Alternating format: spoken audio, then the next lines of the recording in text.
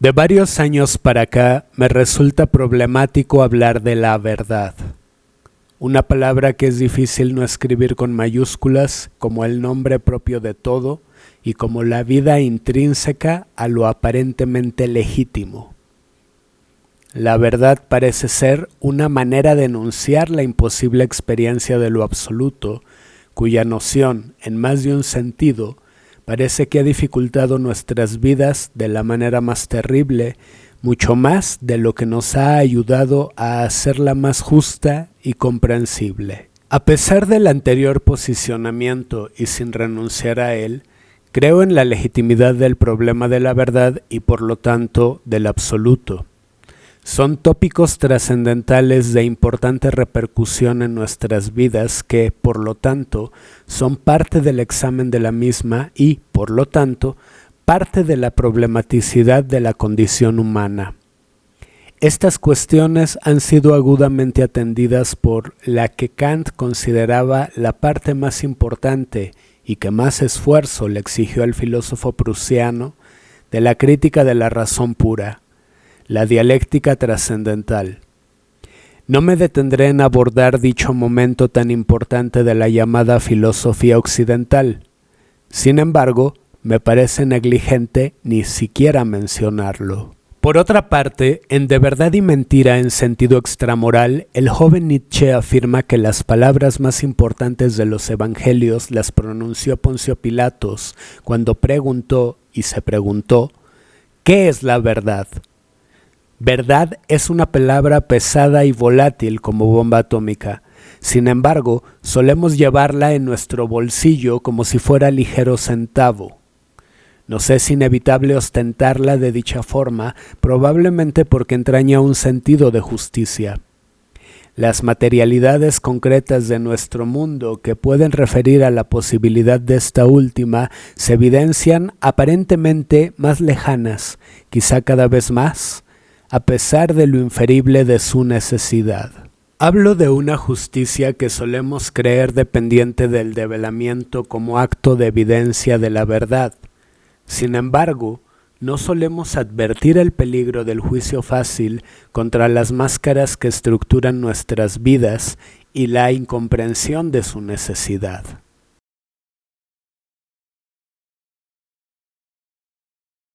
Probablemente a ello se deba mi suspicacia hacia el trabajo de Günther Walraff.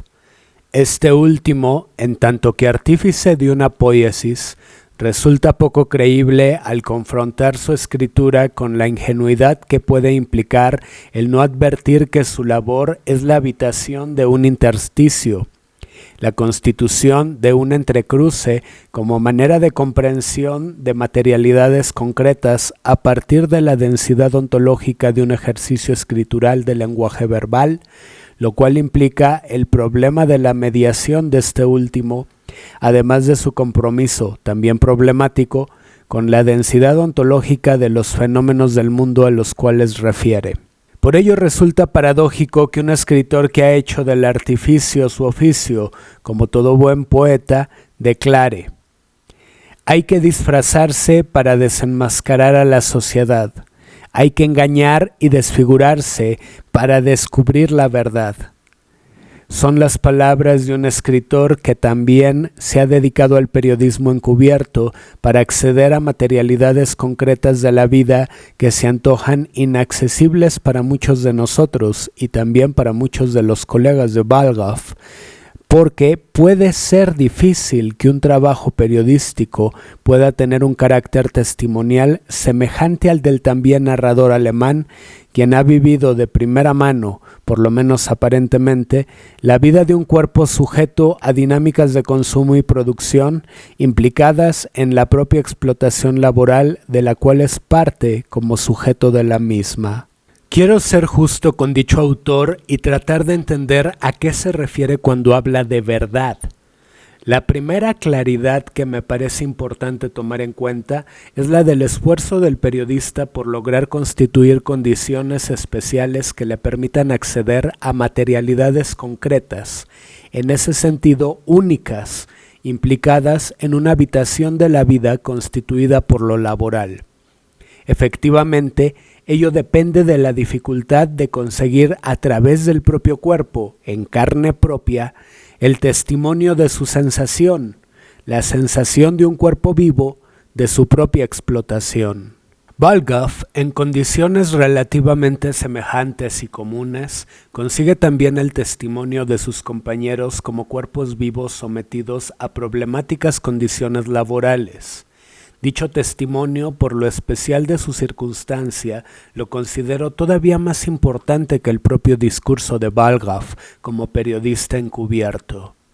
Ello lo digo sin subestimar los terribles riesgos, circunstancias y consecuencias de muchas de las decisiones del autor alemán, varias de ellas nada sencillas, apelando a mi mera imaginación.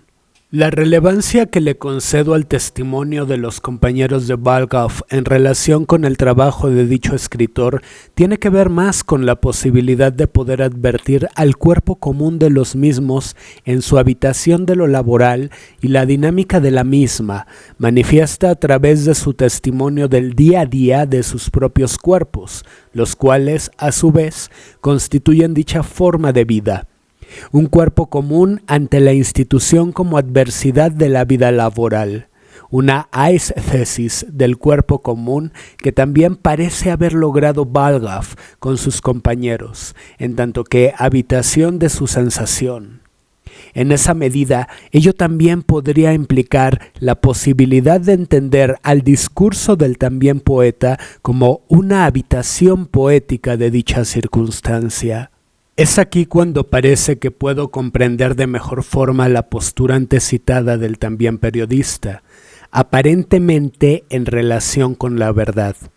Me posiciono de esta última manera ya que podemos deducir, Bulgakov en la cita anterior no está hablando propiamente de la verdad, sino de las densidades ontológicas del disfraz, la máscara, el engaño y el desfiguro como elementos de una lógica de la apariencia capaz de estructurar nuestras vidas y que, por lo tanto, podríamos inferir, participan de los aparentes hechos y sus interpretaciones que solemos identificar con la realidad, la verdad y el absoluto.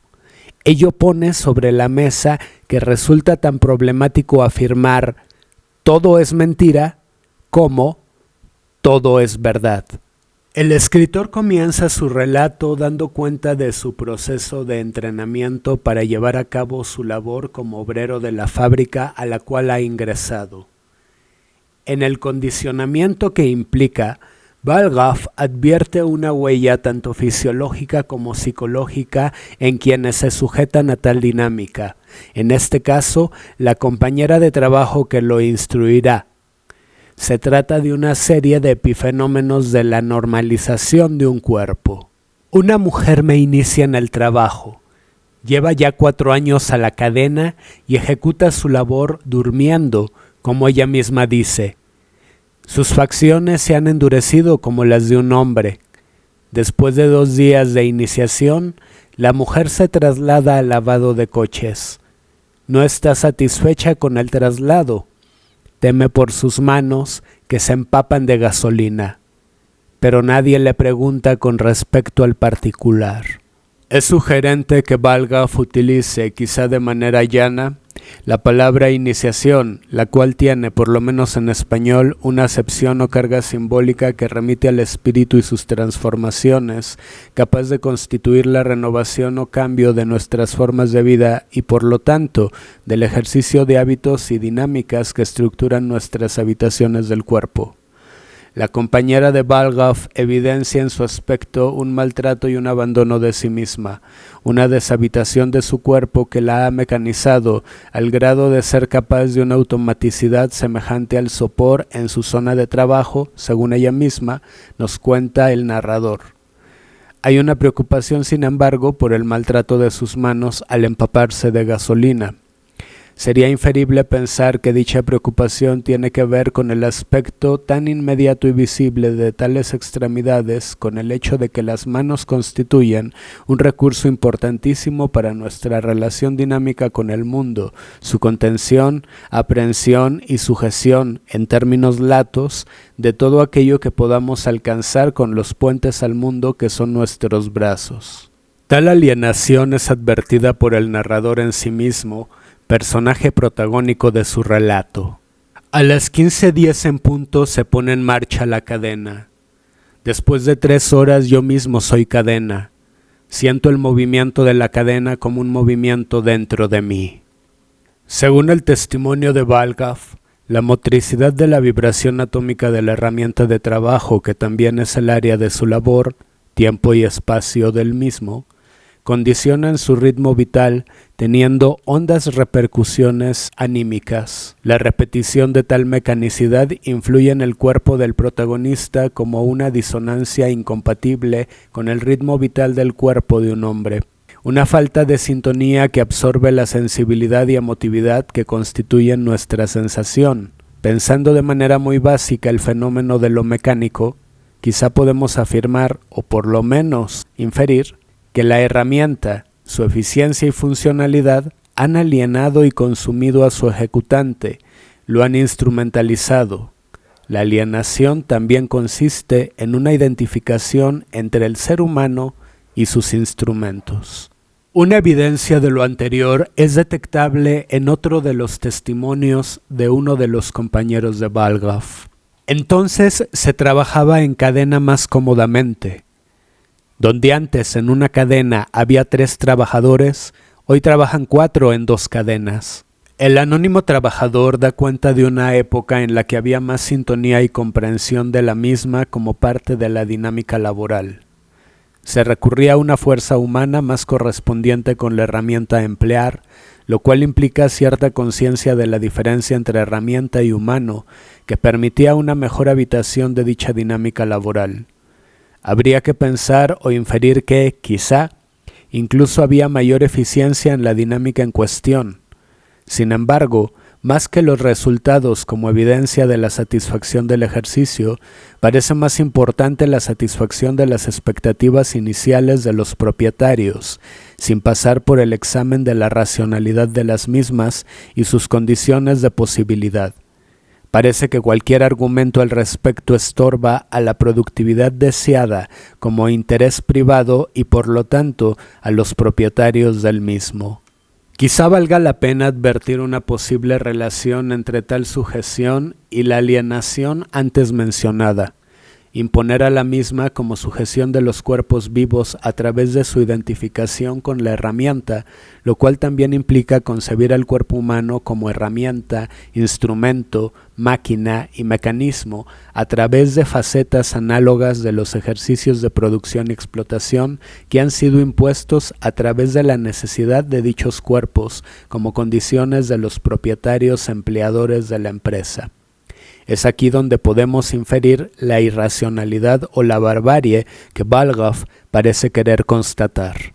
El hombre refa va de acá para allá con el cronómetro y nos observa cautelosamente. Pero lo conozco. Ya sé que luego será despedido alguien o le caerá más trabajo encima. Pero J no se queja.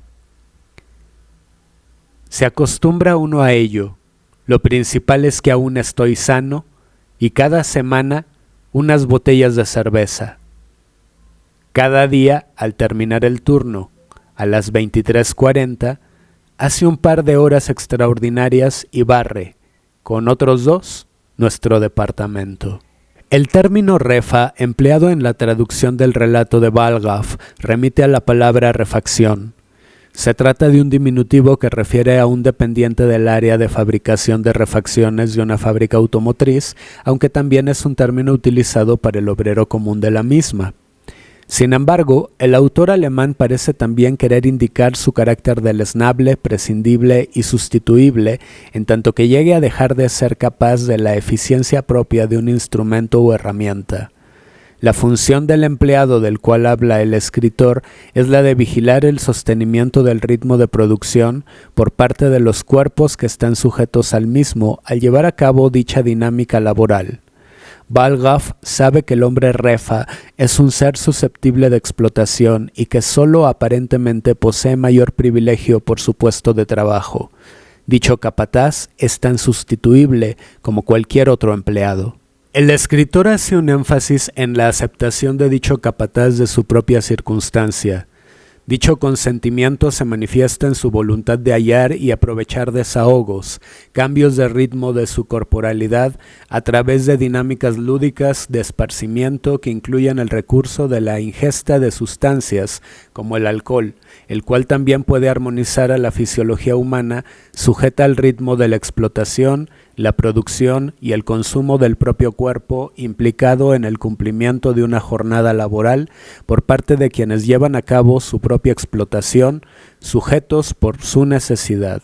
Sin embargo, si puede ser advertible algún privilegio en tener un trabajo menos comprometido para el cuerpo, por lo menos aparentemente, ya que puede ser igual de desgastante la angustia relacionada con tener más responsabilidades y dar cuenta de las mismas a uno o más patrones, Balgaf parece intentar evidenciar tal contraste en relación con una corporalidad más comprometida con su explotación. Uno de los de la cadena de mi sección cuenta cómo el cambio constante de turno en la cadena, poco a poco, pero firmemente, va echando a pique su matrimonio. Es un joven casado, tiene un niño, y desde hace 2 meses es nuevo en la cadena.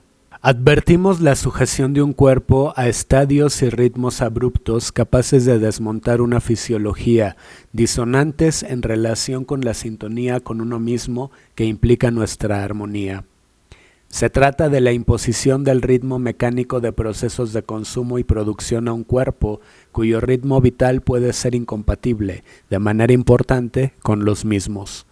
Se trata de un cuerpo vivo que necesita reposo y descanso, además de la relación de estos últimos procesos con las condiciones biológicas implicadas en el cambio de ritmo fehaciente en fenómenos como la temperatura ambiente y el acceso a la luz solar. De estas dependen procesos naturales de nuestro cuerpo como el sueño y la vigilia. Se trata del consumo de nuestro cuerpo vivo absorbido por la máquina con la cual se obliga a dicho trabajador, siguiendo a Balgaf, a identificarse. Cuando llego a casa, dice, estoy tan cansado y hecho polvo que me pone nervioso cualquier movimiento del niño. Para mi mujer soy sencillamente inabordable. Veo venir el divorcio. Lo peor es el turno de tarde. Mi mujer, desde hace algún tiempo, está en casa de su madre con el niño. Casi lo prefiero.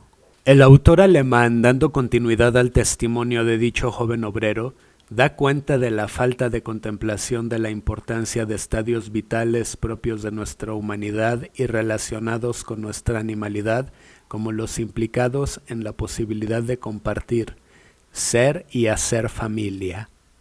La familia entendida como cuerpo común y por lo tanto manifestación de nuestros afectos comunitarios. Ello también incluye la posibilidad de fenómenos de lo lúdico, habitaciones de nosotros mismos a través de las cuales compartimos porque nos compartimos. Esta posibilidad, sin duda, resulta un fenómeno nuclear en la vida familiar, tanto en la relación de pareja como en la relación entre padres e hijos. Sería interesante preguntarse qué tanto nuestro compromiso con las dinámicas de consumo y producción de todo ámbito laboral, a su vez comprometido con la satisfacción de toda clase de deseos y expectativas, incluyendo las relaciones con nuestras dinámicas de consumo, tiene una estrecha relación con el debilitamiento y rompimiento de nuestros vínculos, relaciones y afectos comunitarios por habernos abandonado al hacer a un lado la posibilidad de habitarnos para ser cuerpo común. ¿Qué relación tiene dicha problematicidad con los más terribles fenómenos de nuestra cultura? Cada uno está tan absorbido en sus manipulaciones que fácilmente pasa por alto a los otros.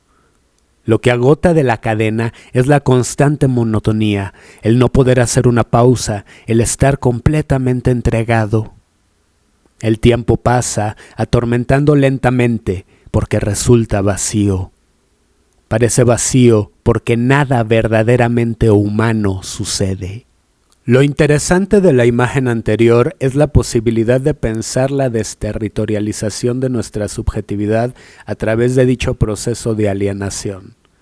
Val Goff parece describirnos tanto a la cadena de producción como a una sociedad de individuos deshumanizados y sujetos por la inercia mecánica de su abandono. El abandono de sus cuerpos, resultado de su compromiso, a través de su necesidad, con una sociedad de consumo y producción. Una sociedad resultante de su propia explotación. La sociedad como resultado de la propia cadena de producción, al acabar convertidos en engranes de la misma, cuerpos sujetos y condicionados a la inercia del abandono implicado en su deshabitación. Tenemos la sensación de estar flotando en el aire y de hallarnos fuera de sitio. Nuestro futuro termina y el defecto de producción sigue aún corriendo. Al día siguiente todavía no ha sido reparada la falta. Puesto que el tercer día estamos en las mismas, no creemos ya en lo del defecto. Y al cabo de una semana sabemos que, una vez más, todo fue pura racionalización. El anterior testimonio de uno de los compañeros de Val Goff remite a un momento en el cual a los trabajadores se les obliga a integrar una acción más a la dinámica que tienen que llevar a cabo en la cadena de producción, la reparación de un defecto de producción. Ello implica un agotamiento extra que rebasa sus potencias, lo cual se evidencia en no poder solucionar dicho defecto a través de la supresión de su emergencia. El defecto de producción se manifiesta como una constante de la propia cadena de producción. La solución de dicho defecto se evidencia como expectativa del cumplimiento de lo imposible por parte de los patrones y propietarios de la empresa. Es sugerente cómo el trabajador advierte su sobreexplotación y la identifica con un ejercicio perverso de instrumentalización de la razón, lo cual, paradójicamente, se manifiesta en la tendencia de dicha sujeción a la irracionalidad a la que refiere lo absurdo. También parece advertible el abandono del cuerpo en tal desafío condicionante a nuestras potencias vitales, siguiendo el testimonio que recoge el escritor. La pérdida del centro del cuerpo, manifiesto en la sensación de flotar como entrega del cuerpo, el fenómeno de una vida que, para sobrevivir, decide ceder a una fuerza mayor a la suya. La sensación de hallarse fuera de sitio que implicaría no estar en el cuerpo sino en la dinámica de la herramienta que se manipula. Se trata de un condicionamiento alienante tendiente a la normalización. Val Goff nos ofrece la imagen del cuerpo explotado siendo usado como una herramienta mecánica. La imagen de un cuerpo manipulado, la manipulación a la que podemos llegar a estar sujetos en tanto que cuerpos vivos. Nuestro autor sigue haciendo énfasis en las huellas somáticas de dicha explotación. Algunos están marcados por la cadena. Las manos de un montador de puertas comienzan a temblar regularmente cuando no ha podido terminar y tiene que correr detrás del coche. En este fenómeno vemos la incompatibilidad condicionante entre el vibrar de un fenómeno maquinal y mecánico y el de un cuerpo vivo correspondiente con estadios de actividad y reposo. El correr del trabajador al que remite Val Goff se antoja efecto del condicionamiento de nuestra anatomía a la automaticidad de la máquina a través de los ritmos imposibles de la misma. Ello cuestiona el supuesto sentido de las herramientas que hemos creado como facilitadoras de la vida. Parece que hemos hecho de ellas entidades a las que nos sujetamos al identificarnos alienantemente con las mismas, al grado de deshumanizarnos. Otro no sabe conversar si no es vociferando, aunque se esté junto a él. Estuvo muchos años en otra sección de la cadena en que había tal estrépito que era necesario dar voces para entenderse. Ha conservado esa costumbre. En el ejemplo anterior podemos apreciar cómo el cuerpo se condiciona a través del hábito. Siguiendo a Balgaff, podríamos inferir que dicho trabajador ha adquirido una hipoacusia debido al constante estruendo al cual estuvo sujeto. Dicha condición, se puede sospechar, no le permite reconocer el propio volumen de su voz o por lo menos el necesario para ser escuchado ni siquiera por quien está cerca de él. Sin embargo, también sería sugerente pensar que el simple estadio de dicho trabajador en su lugar de trabajo lo lleva a la inercia de tal condicionamiento. Hablar en su trabajo de tal forma para darse a entender, sobre todo si las dinámicas del trabajo pesado de una fábrica pueden llegar a representar, tanto por descuido y falta de atención como en las condiciones propias de su cotidianidad, un riesgo. Podría inferirse una asociación de dicho trabajador entre estar en el trabajo, estar seguro y hablar de manera estruendosa para darse a entender. Vemos en ello una posible alienación de dicho trabajador con el estruendo del ruido de la máquina, el cual por lo tanto se ha convertido en su voz. Me permito una breve digresión. Si dicho trabajador padeciera una hipoacusia, ¿por qué su servicio de salud, que se supondría adscrito a la seguridad social, no lo ha atendido adecuadamente después de tanto tiempo, por lo menos para saber si su problema es de carácter físico, psicológico o de ambos tipos? Como el propio periodista nos hará advertir, tanto las condiciones laborales de la fábrica como las prestaciones de la misma resultan sumamente problemáticas. Los problemas están dentro y fuera de la fábrica y por eso también llegan a casa. En tal clase de fenómenos podemos advertir los peligros de nuestro compromiso con una lógica de la identidad, la cual también se activa, siguiendo al escritor alemán, a través de nuestra identificación entre el funcionamiento de las herramientas, su mecanicidad y las potencias de nuestro cuerpo. En tal intercambiabilidad y sustituibilidad entre las mismas, se manifiesta nuestra capacidad de habitar y abandonar nuestra sensación de los fenómenos del mundo, así como la posibilidad de habitarnos o abandonarnos, dando pie esta última posibilidad a que una alteridad también implicada en los fenómenos del mundo, también capaz de inducirnos a la heteronomía, nos invada y ocupe. Otro me cuenta que a él la cadena no le deja descansar ni aun de noche. A menudo se levanta soñando y ejecuta mecánicamente los movimientos de manos que estereotipadamente ha ejecutado durante el día. Es advertible en este último ejemplo la invasión de una alteridad capaz de heteronomía al grado de mecanizar un cuerpo, constituyendo y consumando así la alienación del mismo. Es sugerente que Balgaff dé cuenta, a partir del testimonio de su compañero, de una especie de sonambulismo que remite a la animalidad de nuestro cuerpo que, por su condición matérica, mantiene una relación con la naturaleza y por lo tanto con la inconmensurabilidad de esta última y, por lo tanto, con la indeterminabilidad de las potencias de nuestro cuerpo como fenómeno material, en el cual, por lo tanto, es inferible la posibilidad de la habitación del inconsciente. Hay un momento muy sugerente en el relato de Balgaff, en el cual se explicita una relación entre la rigidez del cuerpo y el abandono de este último. Es sugerente pensar en la rigidez como manifestación de una inhibición del movimiento natural del cuerpo, según las dinámicas motrices correspondientes con las formas y estructuras de sus partes y órganos constitutivos.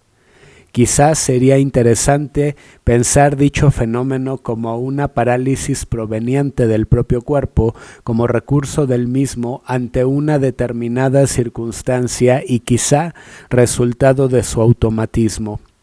Una situación semejante al sometimiento de la inercia del peso de un cuerpo sobre otro, recurriendo a una analogía. Muchos tienen durante el trabajo una expresión nerviosa y excitada en el rostro, o una mirada rígida. Son sobre todo aquellos que ya llevan muchos años, se han hecho insensibles y no perciben lo que sucede a su alrededor. También en el descanso de media hora es tema número 1 el descontento por el trabajo. Los obreros se sienten estafados.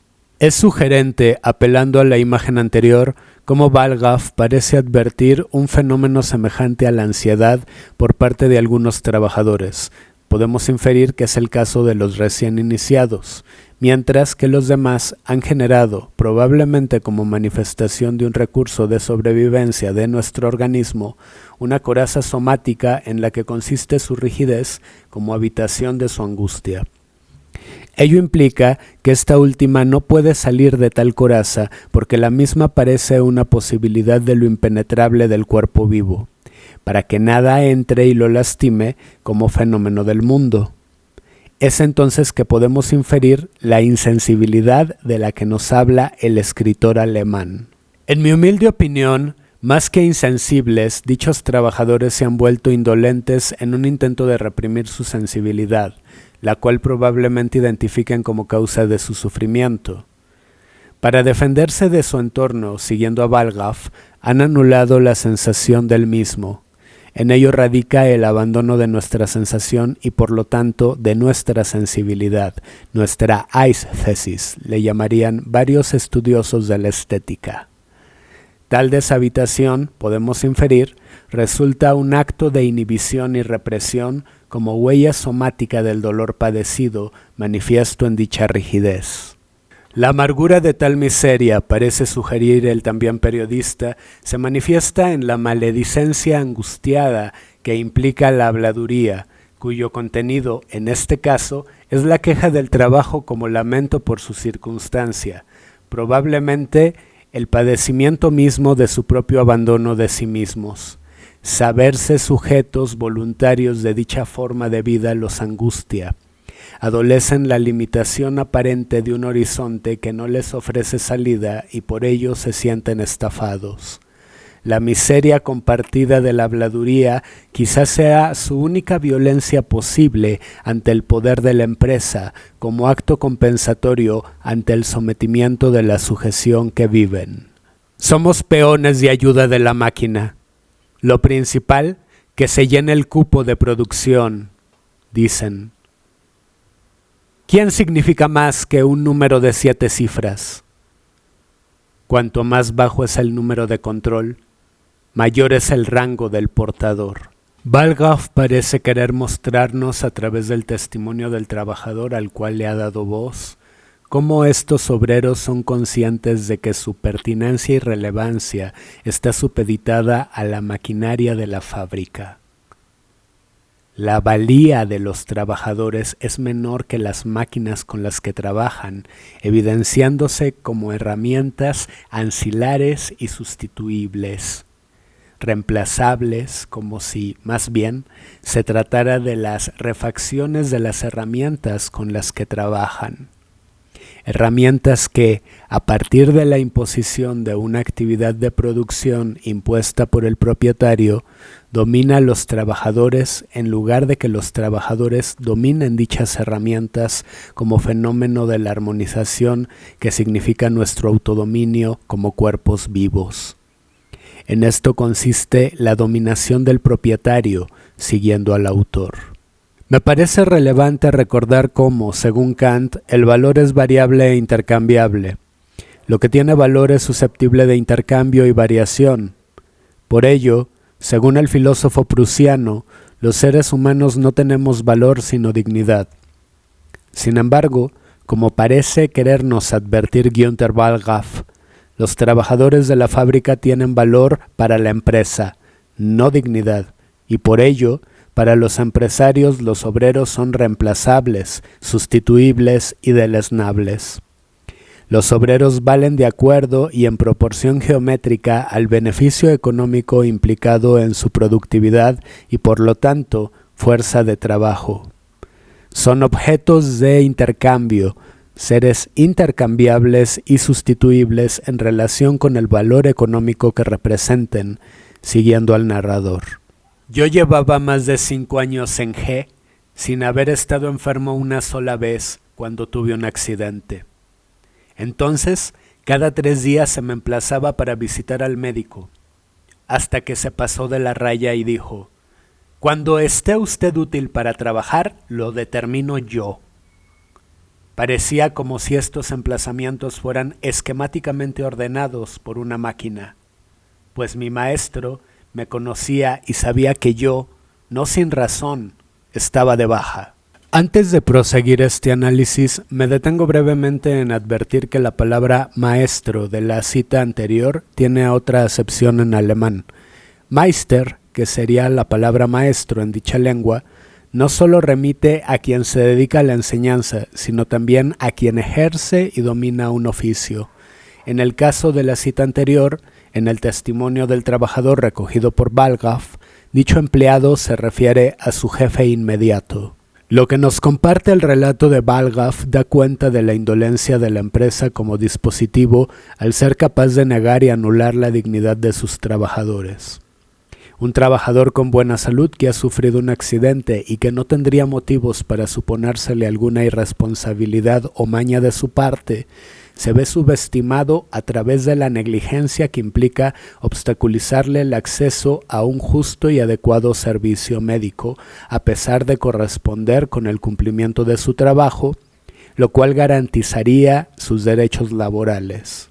Manifiesta en su testimonio cómo el médico encargado de su caso tiene que oponerse a la arbitrariedad de la empresa cuando esta última emplaza de manera injustificada sus consultas, careciendo dicha coerción de apego alguno a la racionalidad del ejercicio clínico implicado en tal vocación. Podemos inferir que ello buscaba la satisfacción de las expectativas de producción de la empresa. En ese sentido, efectivamente, dicho anónimo trabajador tiene razón. Una máquina esquemáticamente ordenaba los emplazamientos de sus visitas al médico, la maquinaria de la empresa como dispositivo. Con ello se evidencia cómo para la empresa el trabajador tiene un valor en relación con las ganancias implicadas en la productividad de la que depende la explotación de su fuerza de trabajo. Estamos ante la perversa instrumentalización de la razón capaz de aparentes argumentos que intentan legitimar a la indolencia a través de su racionalización. El médico de la empresa determinó que fuera unos meses al departamento de heridos. Me encargó, diga esto a mi maestro. El maestro no me dejó marchar. Los 3 primeros días me ayudó alguien en el trabajo. Después tuve que hacerlo solo, como antes. Los efectos del accidente no se curaron del todo en mucho tiempo.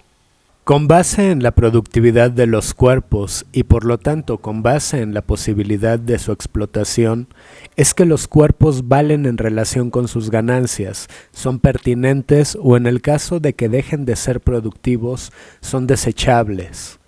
En ello radica por parte de la empresa el fomento de una alienación como sujeción deshumanizante, el negársele a los trabajadores su dignidad más que invisibilizada, anulada, arbitraria y por lo tanto irracionalmente, a través de la normalización de la indolencia implicada en el régimen axiológico de dicha institución, erguido por el criterio de la mayor ganancia implicada en la mayor productividad posible, con la que está comprometido el consumo de los cuerpos vivos sujetos por ella.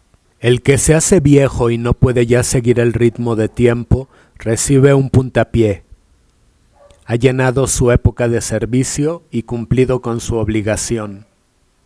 Debe marcharse o recibe un trabajo peor pagado. Walraff recoge la declaración de un recién llegado que manifiesta el aturdimiento de su alienación.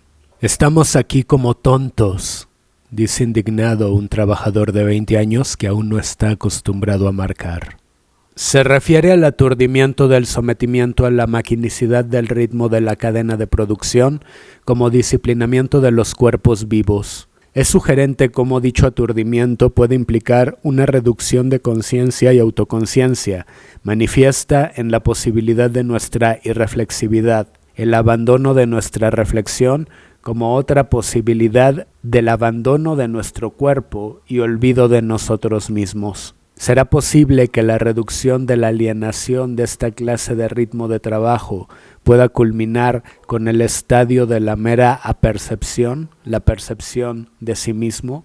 Ello sería inferible como un estadio de cosificación que implicaría hacer de complejos sujetos y sus cuerpos vivos meros objetos simples y por lo tanto manipulables. Antes de juzgar llanamente a tal posibilidad, recordemos que dicha condición puede partir y ser resultado del estadio por el cual el cuerpo ha optado para sobrevivir ante semejante circunstancia. Tal reducción, parece querer mostrarnos nuestro autor, tiene que ver con una parcialización de la perspectiva como parcelación de la vida y reducción del espacio y tiempo como condición vital y por lo tanto condición de la movilidad de todo cuerpo vivo. Al trabajador se le sujeta a los límites inmediatos que lo constriñan al quehacer expedito de su actividad laboral y productiva asignada, para la cual únicamente es pertinente en tanto que engrane de la herramienta que utiliza, parte de la maquinaria que es la fábrica. No conozco el proceso completo de producción. Sé que en la nave 4 hay miles de trabajadores. ¿Dónde y cómo están metidos? Lo ignoro. No sé más que lo que pasa en la cadena en mi inmediato alrededor. Todos confían en la lotería. Si acierto los 6, ese mismo día me largo de aquí. En la columna, sobre el extintor de fuego, alguien ha dibujado una caricatura. Un trabajador meándose en la cadena. Debajo pone, 6 aciertos, adiós y muy buenas. Estamos ante el testimonio de cierta clase de aislamiento que anula la diversidad y ampliación de relaciones y comunicaciones mayoritarias entre los trabajadores de la fábrica. Se anula el encuentro de su totalidad al suprimirse dicha experiencia como peligro de una unidad que contravenga los intereses de la fábrica y que sea capaz de generar posibilidades de convivencia que dispersen a los trabajadores y sean motivo de distracción y abandono de su quehacer productivo, además de mermar la eficiencia de este último como condición de las ganancias de la empresa. Se obstaculiza de manera más clara o por lo menos se limita la posibilidad del encuentro con los demás como potencialidad del fenómeno de un cuerpo común y por lo tanto la posibilidad de sus afectos comunitarios. Sin embargo, hablando de este último tópico, es sugerente que el último reducto del juego o de lo lúdico esté depositado en la esperanza de dejar el trabajo a través de ganar la lotería. Una posibilidad remota y salvífica que evidencia al humor como parte de la estrategia de sobrevivencia de un cuerpo vivo para no perderse del todo en su posible alienación, en tanto que el humor también es un fenómeno crítico de autoconciencia, una habitación de nosotros mismos, aunque ésta solo parezca posible a través de la imagen de una improbable liberación, estado semejante al paraíso. La cadena sigue su camino sin piedad. He de volver a mis botes de barniz. 2 o 3 coches han rebasado mi lugar mientras estaba arriba y he de ir tras ellos. Mi trabajo se vuelve así más rápido y sucio. Como en tono de burla, en la tarjeta corriente están grabadas estas palabras: calidad se llama nuestro futuro. Lo que podríamos llamar biodinámica del cuerpo humano tiene que someterse a la velocidad de una máquina irreflexiva e indolente.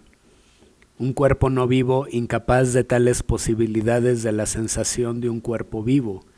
La habitación vacía de un movimiento programado que condiciona el cuerpo vivo de un ser humano a la irreflexividad e indolencia como resultado de su deshabitación. La promesa de calidad que señala Wallraff, impresa en las tarjetas corrientes, son una máxima de conversión. Recordemos el uso del concepto de iniciación por parte del escritor alemán. A la deshabitación que implica quedarnos sin espíritu, mejor dicho, sin alma. Al olvidarnos de nosotros mismos, al abandonarnos para reducirnos, menos que a máquinas, a la mera eficiencia de estas últimas, convertidos en objetos desalmados. La iniciación laboral que sugiere nuestro autor resulta comprometida con todo lo opuesto al crecimiento espiritual de una iniciación en términos tradicionales. Estamos ante la alienación del compromiso del progreso como horizonte y objetivo de la técnica, como pautador del futuro y por lo tanto ante la pretensión del cierre de sentido de este último, la imposición del planteamiento del futuro como el cierre definitivo del sentido de nuestras vidas, la pretensión, por ejemplo, del fin de la historia, nuestra conversión en máquinas desalmadas, irreflexivas, indolentes y por lo tanto eficientes. El jueves, después de comer, se pone en práctica un ejercicio de supuesto incendio para todos los que trabajan con el barniz. El maestro de tal ejercicio enseña a todos, por separado, la técnica del extintor de fuegos. Dice que todos y cada uno están obligados a combatir el incendio hasta que venga el cuerpo de bomberos, valiente y esforzadamente y aún con riesgo de su vida para salvar las máquinas más valiosas.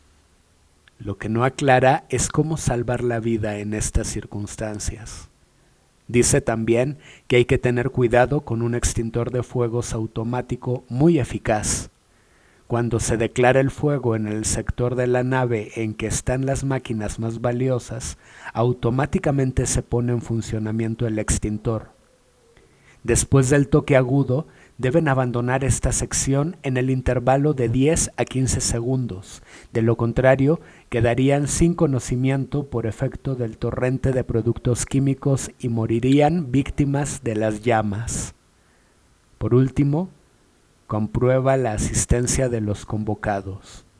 A los alemanes les da el tratamiento de Herr. En el caso de trabajadores italianos, turcos o griegos, omite el tratamiento. Según Wallraff, la empresa expone a sus trabajadores a condiciones de peligro para salvar a las máquinas por encima del ser humano, reducido a la valía de su eficiencia.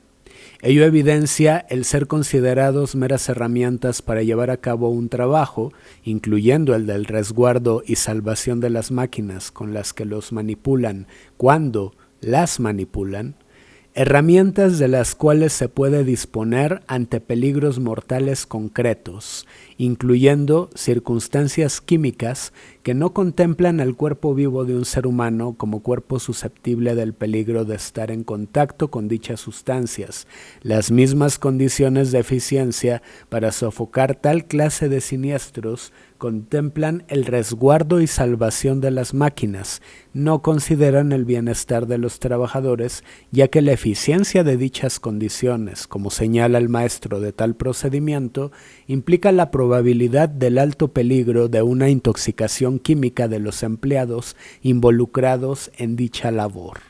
Lo importante para los propietarios de la empresa es el daño material que implicaría la pérdida de las máquinas de las que depende la producción de dicha institución y por lo tanto la pérdida de la propiedad de las mismas.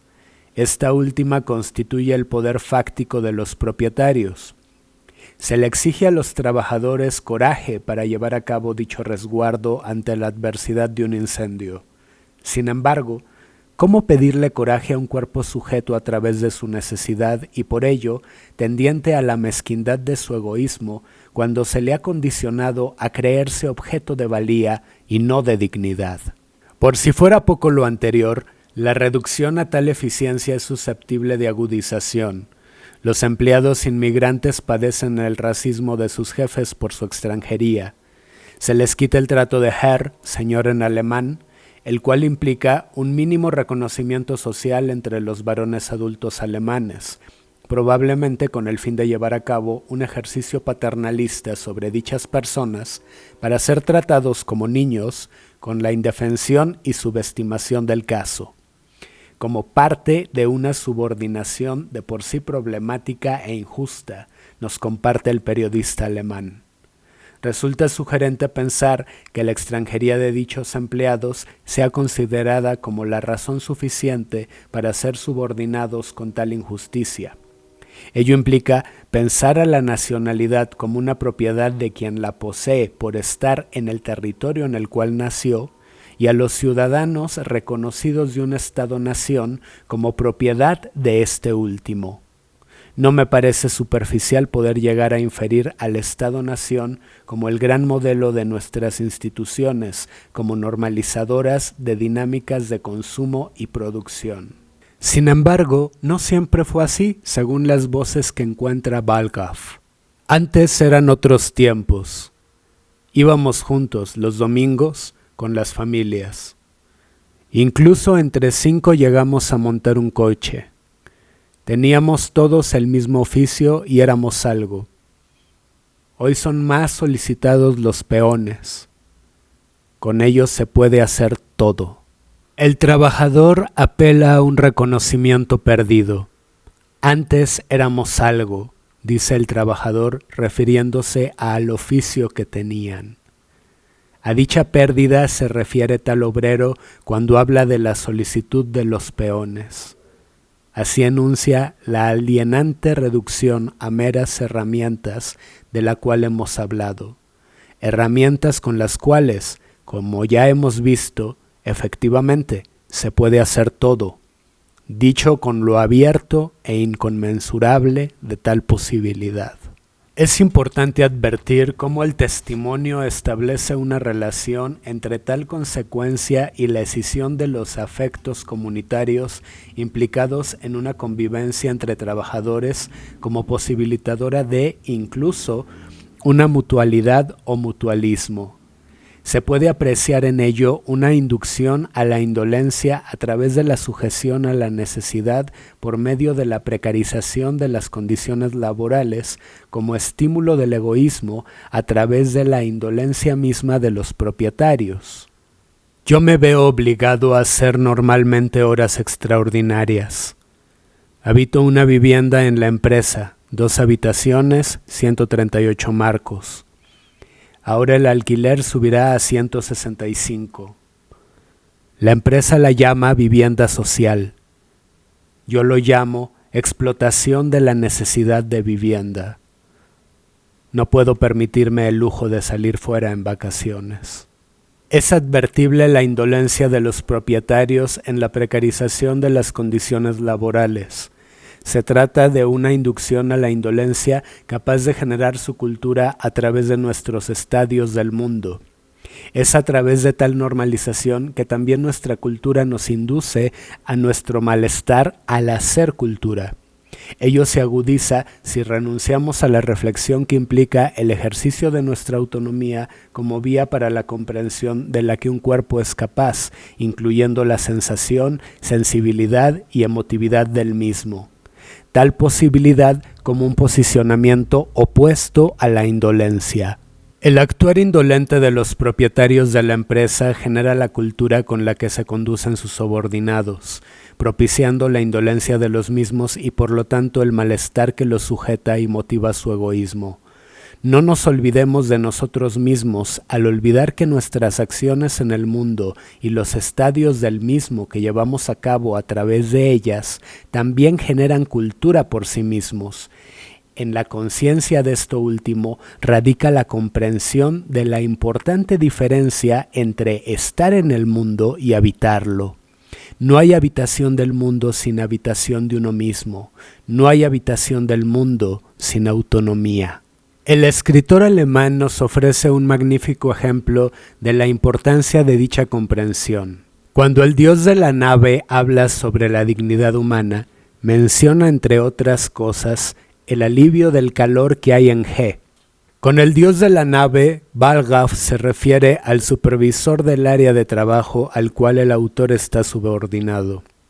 Dicho jefe inmediato enaltece las condiciones laborales correspondientes al considerarlas amables con la temperatura de los cuerpos sujetos a dinámicas de explotación tan demandantes como las que ya he expuesto.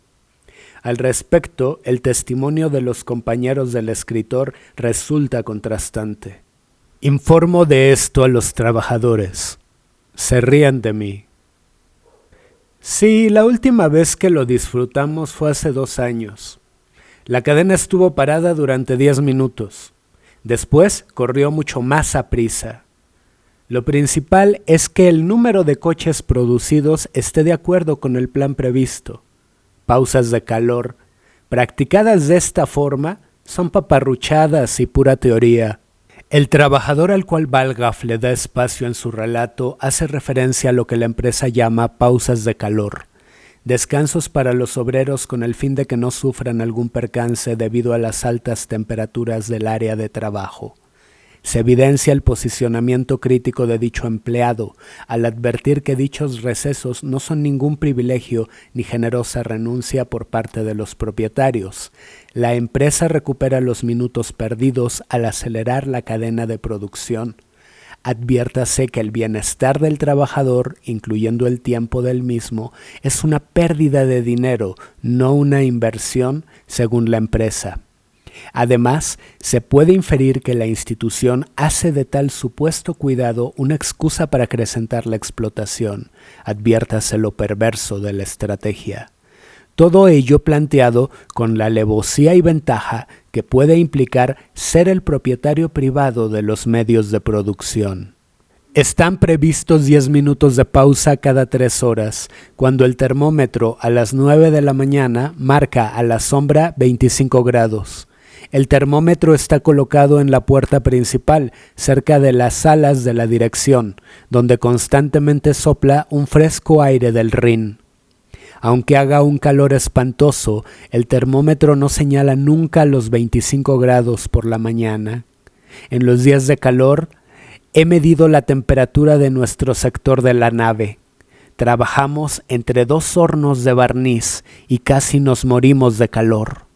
No es de extrañar, la temperatura es de 38 grados en las horas de mediodía. Aquí no llega el aire fresco del Rin.